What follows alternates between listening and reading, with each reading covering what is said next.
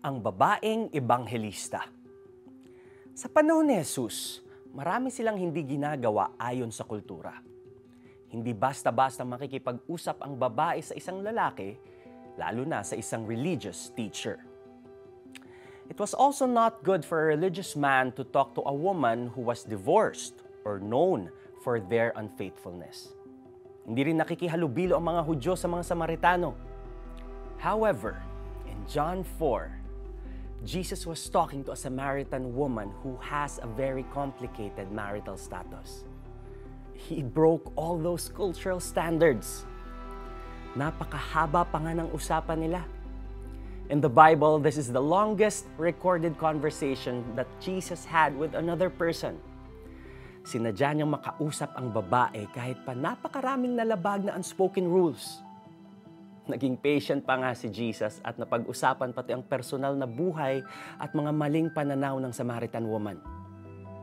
Higit sa lahat, sinabi sa kanya ni Jesus ang katotohanan kung sino siya. Isang bagay na hindi niya sinasabi sa iba na siya ang Mesaya. Hindi sa mga unang disipulo ng tinawag niya o kay Nicodemus na magaling na guro. In the end, the Samaritan woman became the second evangelist in the Gospel of John, next to John the Baptist. She proclaimed that Jesus is the Christ.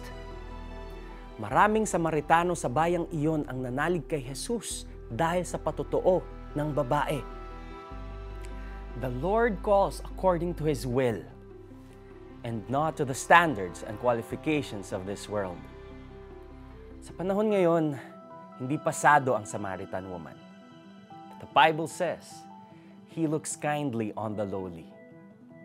Ang Diyos ay nagpapakilala at nagtatawag ng mga taong maglilingkod sa Kanya. Kasama ang mga may komplikadong buhay gaya ng Samaritan woman. Let's pray. Father, thank you for loving us despite our past, our capability, or our poverty.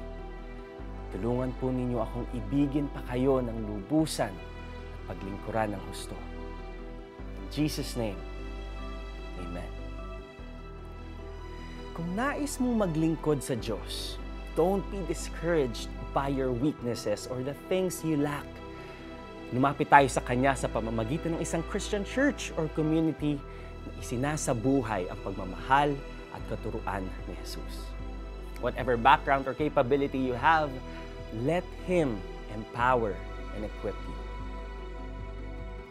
Maraming Samaritano sa bayang iyon ang nanalig kay Jesus dahil sa patotoo ng babae. Sinabi niya, sa akin ang lahat ng aking ginawa. Kaya't pumunta sila kay Jesus at nakiusap na tumigil muna siya roon. At tumigil nga siya roon sa loob ng 2 araw. At marami pang sumampalataya nang mapakinggan siya. Juan 4:39 verses 41. Ako po si Neo Rivera. God bless.